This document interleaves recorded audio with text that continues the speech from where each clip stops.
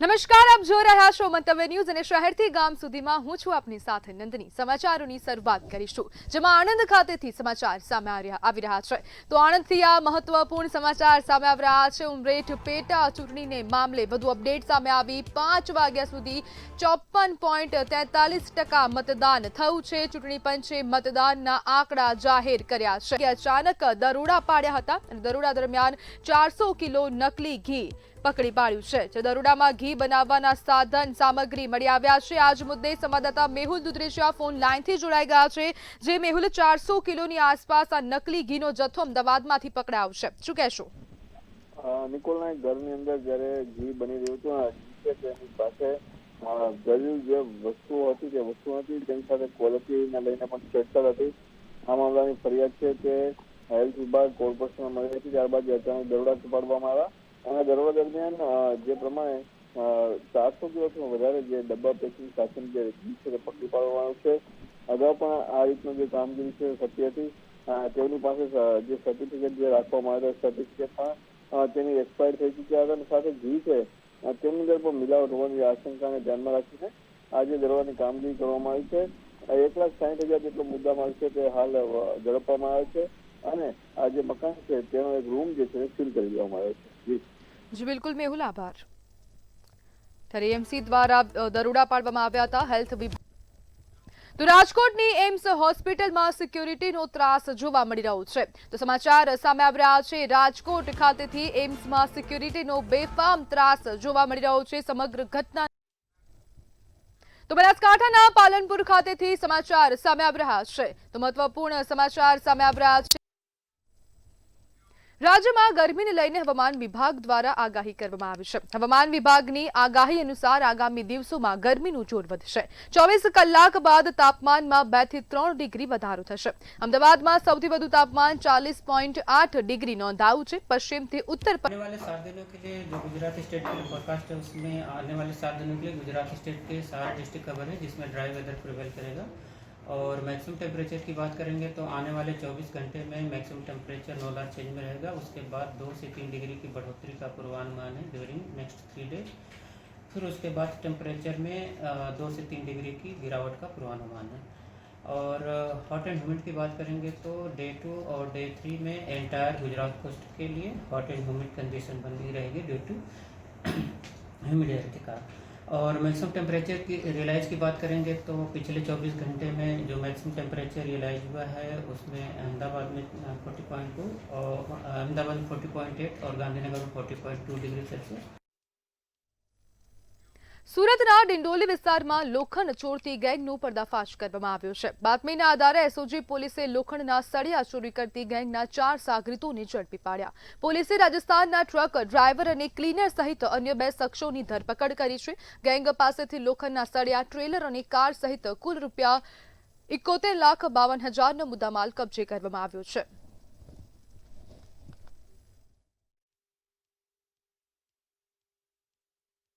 ડિંડોલી અને ગોળાદરાનો એક જીતુ અને રાજન તિવારી, આ લોકો જે છે એમના માણસો મોકલી અને આ સળિયા જે હોય છે એની અંદરથી ચોરી કરાવતા હોય છે અને ત્યારબાદ એ ચોરીના સળિયા વેચતા હતા।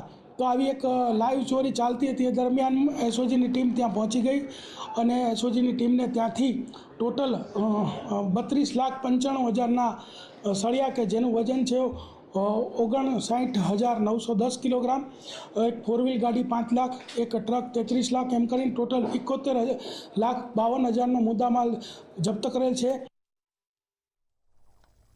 અમદાવાદના નિકોલ વિસ્તારમાં મોપેડ અને મોટરસાયકલ ચોરીના મોટા રેકેટનો પર્દાફાશ થયો છે। હોન્ડા કંપનીના શોરૂમના ગોડાઉનમાંથી 32 વાહનો ગુમ થયાની ફરિયાદ નોંધાવવામાં આવી હતી। પોલીસે એક સગીર સહિત 3 આરોપીઓને ઝડપી પાડ્યા છે। આરોપીઓ ગોડાઉનથી શોરૂમમાં લવાતા વધારાના વાહનો ગુપ્ત રીતે બહાર કાઢી વેચી દેતા હોવાનું સામે આવ્યું છે। એટલે કે શોરૂમમાંથી માનો કેવું કે 10 એક્ટિવા જોઈએ છે તો શોરૂમ પર તો 10 જ એક્ટિવા પહોંચાડે, પણ વચ્ચે એક વધારાની 11મી એક્ટિવા લોકો કાઢી લે। જ્યારે મેનેજરે જ્યારે આ સ્ટોકનો જ્યારે હિસાબ લગાવ્યો ત્યારે તેમને ખ્યાલમાં આવ્યું કે 31 જેમાં 2 હોન્ડા સાઇન અને 29 એક્ટિવા છે તેની અંદર કંઈક એકાઉન્ટિંગની અંદર પ્રોબ્લેમ આવ્યો। ત્યારે તેઓને ખ્યાલ આવ્યો કે અમારી જોડે 31 આ જે વાહનો છે તે ખૂટે છે। જૂનાગઢ જિલ્લાના કેશોદમાં ગેરકાયદેસર વ્યાજખોરીનો ચોંકાવનારો કિસ્સો સામે આવ્યો છે। 12 લાખથી વધુ રકમ ઊંચા વ્યાજે આપીને વ્યાજખોરે બળજબરીથી ઉઘરાણી શરૂ કરી હતી। પીડિતે 30 લાખ રૂપિયા ચૂકવી દીધા હોવા છતાં વધુ રકમની માંગણી ચાલુ રાખવામાં આવી હતી। આખરે પીડિતે પોલીસમાં ફરિયાદ નોંધાવતા પોલીસે આરોપીની ધરપકડ કરી વધુ તપાસ હાથ ધરી છે।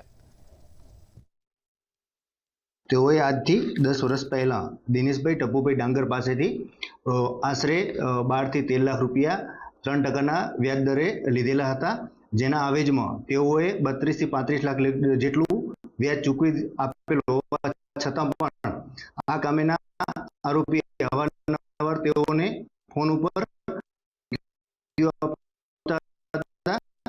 તેમજ ગઈકાલ તારીખ 22/4/2026 રોજ આ કામેના આરોપી ફરિયાદી કે જેઓ કેશોદ માર્કેટમાં પીવીસી પાઇપની દુકાન ચલાવતા હોય તેઓની દુકાને જઈ અને મૂઢમાર મારી તેઓને ઈજા કરેલ છે।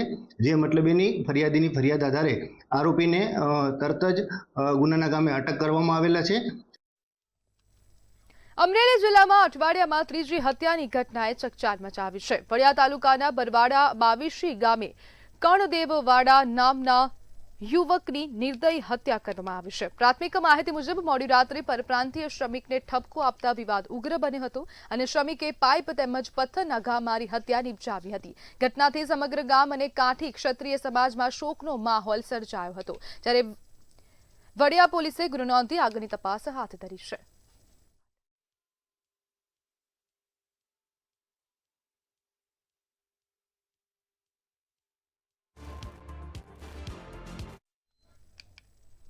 સુરત ક્રાઇમ બ્રાન્ચ દ્વારા સફળ ઓપરેશન પાર પાડવામાં આવ્યું છે। કાપોદ્રાથી અપહરણ થયેલી બાળકીને શોધી કાઢવામાં આવી હતી। 3.5 વર્ષની બાળકીને એમપીના બાજનાથી શોધી કાઢવામાં આવી હતી। સીસીટીવી અને રેલવે નેટવર્કની મદદથી બાળકીને બચાવવામાં આવી હતી। પોલીસે લોકેશન ટ્રેસ કરીને બાળકીને સુરક્ષિત બચાવી હતી। ઓપરેશન પાર પાડી બાળકીને માતાને સોંપવામાં આવી તેમજ ફરાર આરોપીને ઝડપી પાડવા માટે પોલીસની ટીમો હાલ સક્રિય છે। કાલે એક બેનને કોઈ બાળકી મળી છે અહીંયા અને કોઈ મૂકીને જતું રહ્યું છે કે કોઈ બાળકી એક બેનને મળી છે। એ બાળકીનો ફોટો મેળવી અને તાત્કાલિક ખાતરી કરતા ફરિયાદી પાસે અને એની ફરિયાદ ગુમ જ્યારે બાળકીની ઉંમર પણ જ્યારે 1.5 વર્ષની હતી ત્યારનો ફોટો મળ્યો તો 2 વર્ષ 1.5 થી 3.5 વચ્ચેનો કોઈ ફોટો નહોતો, કોઈ ફૂટેજમાં બાળક ક્લિયર દેખાતું નહોતું, પણ એ બેનને જે ફોટો એમની પાસેથી ત્યાંથી મળ્યો એના આધારે ખાતરી કરતાં આપણી કિડનેપ થયેલી બાળકી જ હતી। તાત્કાલિક એ બાળકીનો ફોટો મેળવી એમના મા બાપને દેખાડવામાં આવતા ખાતરી કરતાં એમણે કીધું કે એ જ બાળકી છે, એટલે બાળકીને લઈ અને પરત ક્રાઇમ બ્રાન્ચની 2 ટીમ આવી ગઈ। આરોપી ત્યાં એક આમને મૂકીને જતો રહ્યો હોવાનું એવું પ્રાથમિક દ્રષ્ટિએ લાગે છે વહેલી સવારે। ભાવનગરમાં ખાનગી કંપનીના કોન્ટ્રાક્ટ પર કામ કરતા કર્મચારીઓ રસ્તા પર ઉતર્યા છે। શહેરના રબર ફેક્ટરી નજીક આવેલી કંપની અન્ય સ્થળે શિફ્ટ થતી હોવાના કારણે કર્મચારીઓએ વિરોધ નોંધાવ્યો છે। તેઓએ ફ્રી બસ સુવિધા, કેન્ટીનના ખર્ચમાં રાહત સહિતની માંગણીઓ મૂકી છે। માંગણીઓ સંતોષાય નહીં ત્યાં સુધી વિરોધ ચાલુ રાખવાની ચેતવણી આપવામાં આવી છે। અમારે અહીંયા કેવો ઇસ્યુ છે કે બીજો પ્લાન્ટ કરી દે છે ત્યારે શિફ્ટ થયો છે, ત્યાં અમને 3 બેનિફિટ જોવે છે। એક બસ ફ્રી જોવે છે, કેન્ટીનનું ભાડું જોવે છે અને જમવાનું ફ્રી જોવે છે અને ચાના કૂપન ફ્રી જોવે છે। અત્યારે એ લોકો દ્વારા બસ ફ્રી ના પાડે છે, કેન્ટીનની ના પાડે છે અને ચાના કૂપનની ના પાડે છે અને પ્લસ 12 થી 15 વર્ષથી બધા કર્મચારી નોકરી કરે છે, કોઈ પણ જાતનો બેનિફિટ આપતા નથી। જ્યારે સીએલપીએલ ના પૈસા હોય ત્યારે તે બાર આવી રીતના ટોળું ઊભું કરાવે છે।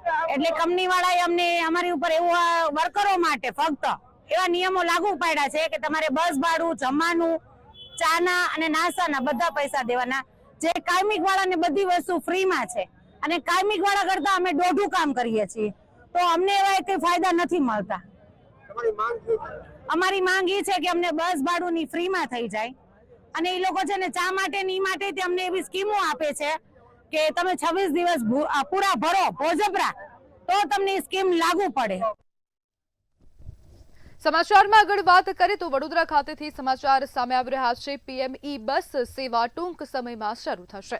તો સમાચાર સામે આવી રહ્યા છે વડોદરામાં પીએમ ઈ બસ સેવા હવે ટૂંક સમયમાં શરૂ થશે। મ્યુનિસિપલ કમિશનર ગોત્રી સ્ટેશનની મુલાકાતે પહોંચ્યા હતા। મહિલાઓ માટે બસમાં ખાસ સુરક્ષા અને સુવિધા ઉપલબ્ધ કરાવવામાં આવશે। જેમાં દિવ્યાંગ માટે બેઠક અને સરળ ચઢાણ ઉતરાણ વ્યવસ્થા પણ કરવામાં આવી છે. તો આ મહત્વપૂર્ણ સમાચાર. આધુનિક ઈ બસ આરામદાયક સફર આપશે. જ્યારે મ્યુનિસિપલ કમિશનર દ્વારા મુલાકાત કરવામાં આવી છે. તો આ બસ સ્ટેશન ખાતે જઈને મુલાકાત કરવામાં આવી. વીએમસી ટૂંક સમયમાં રૂટ અને લોકાર્પણ વિગતો જાહેર કરશે. મ્યુનિસિપલ કમિશનર ગોત્રી સ્ટેશનની મુલાકાતે પહોંચ્યા હતા અને ત્યાં જે બસ હતી ત્યાં તેની નિરીક્ષણ કર્યું હતું. બસમાં શું સુવિધા આપવામાં આવી છે તેની પણ માહિતી મેળવવામાં આવી હતી. જ્યારે દિવ્યાંગ માટે બેઠક અને સરળ ચઢાણ ઉતરાણ વ્યવસ્થા કરવામાં આવી છે.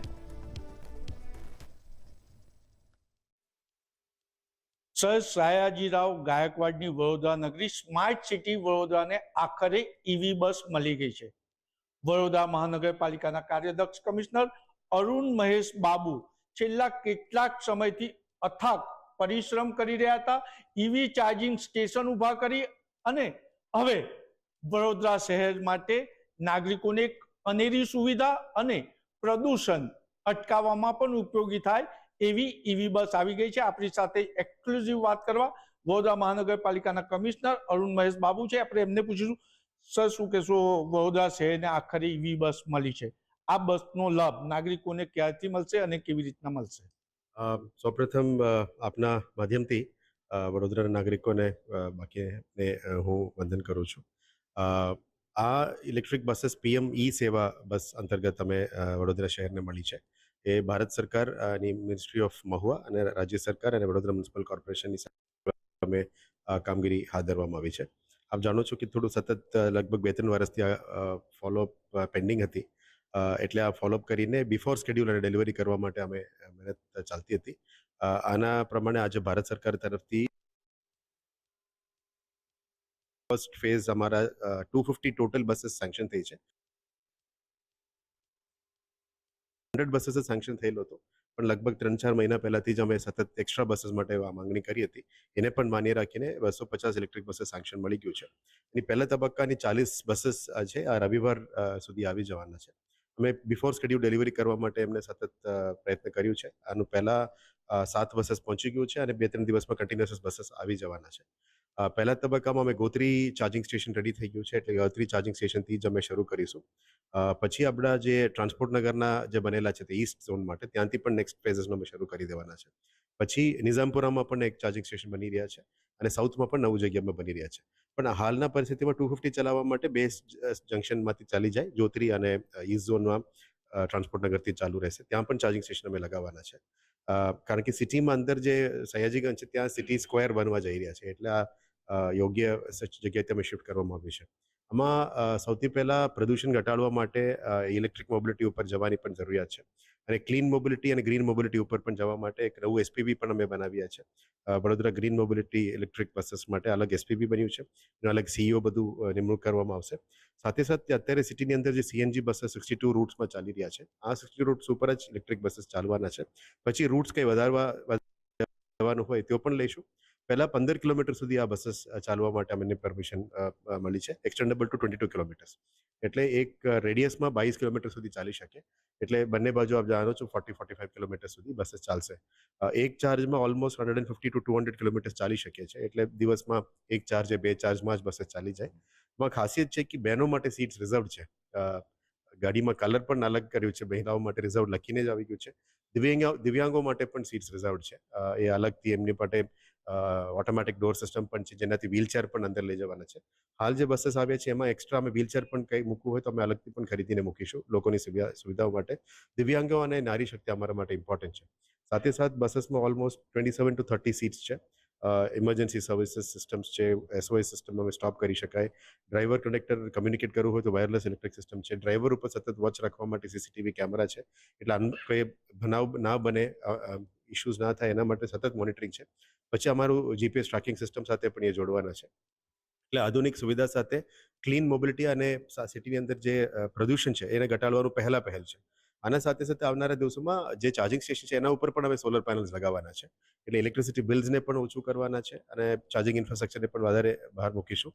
પણ આપ જાણો છો કે વડોદરા માટે લગભગ ત્યારથી બન્યું છે ત્યારથી ઇલેક્ટ્રિક બસીસ આવવાની બાકી હતી, એ વડોદરાના શહેરના નાગરિકો માટે મેક્સિમમ સેવા આપવા માટે અમે નક્કી કર્યું છે.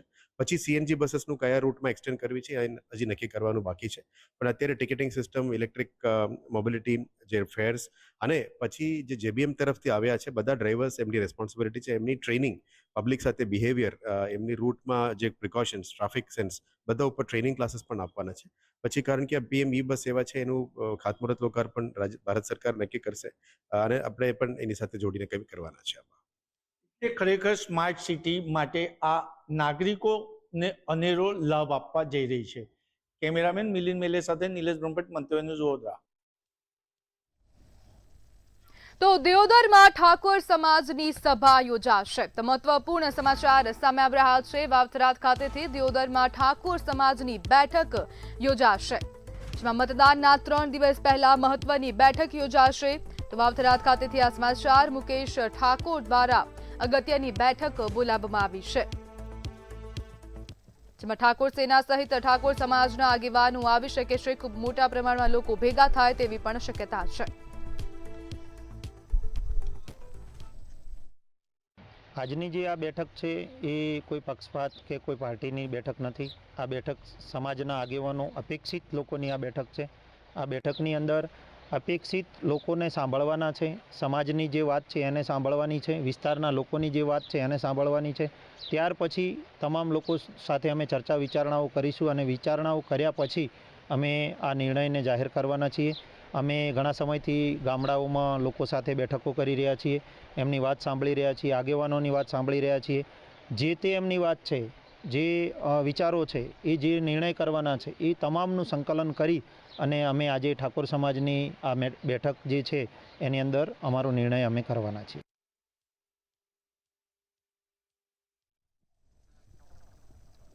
તો સુરત ખાતેથી સમાચાર સામે આવી રહ્યા છે. મુખ્યમંત્રી ભૂપેન્દ્ર પટેલનો રોડ શો યોજાશે. તો મહત્વપૂર્ણ પણ તમારા સાંસદ ક્યારેય વિધાનસભામાં હતા, એમણે ક્યારેય વિધાનસભામાં પ્રજાના પ્રશ્નોની વાત નથી કરી. અત્યારે કેન્દ્રમાં તમે ભલે કદાચ ભૂલથી જતા રહ્યા હશે, પણ કેન્દ્રમાં તમારા પ્રજાની ચિંતા કરે એમ નથી. રાજ્યની અંદર 2 વખત 26 કમળ આવ્યા હતા. આ એક વખતે એક કમળ તૂટ્યું છે, પણ માં અંબાના ચરણોમાં પ્રાર્થના કરી છે, મણિભદ્ર વીરના દાદાના ચરણોમાં પ્રાર્થના કરી છે. માં ચામુંડાના પ્રાર્થના કરું છું કે 404 કમળ અમારે તને અર્પણ કરવા છે. તો ખેડાના વડતાલ ખાતેથી સમાચાર સામે આવી રહ્યા છે, જેમાં સ્વામીએ ભાજપને ખુલ્લું સમર્થન આપ્યું છે. જેમાં વડતાલના નવતમ સ્વામીનું ભાજપને ખુલ્લું સમર્થન. સ્વામીએ ખુલ્લેઆમ ભાજપને મત આપવા માટે અપીલ કરી છે. જેમાં જ્યાં સત્ય છે ત્યાં અમારે ઊભા રહેવું અમારી ફરજ છે તેવું સ્વામીનું આ નિવેદન સામે આવ્યું છે. તો સ્વામી દ્વારા હવે ભાજપને ખુલ્લેઆમ સમર્થન આપવામાં આવ્યું. ભાજપના એજન્ટ કહો તો પણ મંજૂર. અને આ નિવેદનથી હવે ચર્ચાઓએ વેગ પકડ્યું છે. જ્યારે ચૂંટણી પહેલા સંતના નિવેદનથી રાજકારણ ગરમાયું છે. તો ખેડાના વડતાલ ખાતેથી આ સમાચાર. વડતાલના નવતમ સ્વામીએ ભાજપને હવે ખુલ્લું સમર્થન આપ્યું છે. આપણે આ શાસનને ગુમાવવું નથી. બીજા રાજ્યોને જે કરવું એ કરે, પણ આપણે ગુજરાતે તો કાયમ માટે ઉદાહરણ બનવું છે. બધાએ તમારે એવું વિચારવાનું કે હું પોતે જ યોગી આદિત્યનાથ છું, હું પોતે જ નવતમ સ્વામી છું, હું પોતે જ ચૈતન્ય શંભુ મહારાજ છું, હું જ શંકરગીરી મહારાજ. મારે શું કરવાનું? મારે વિચારવાનું.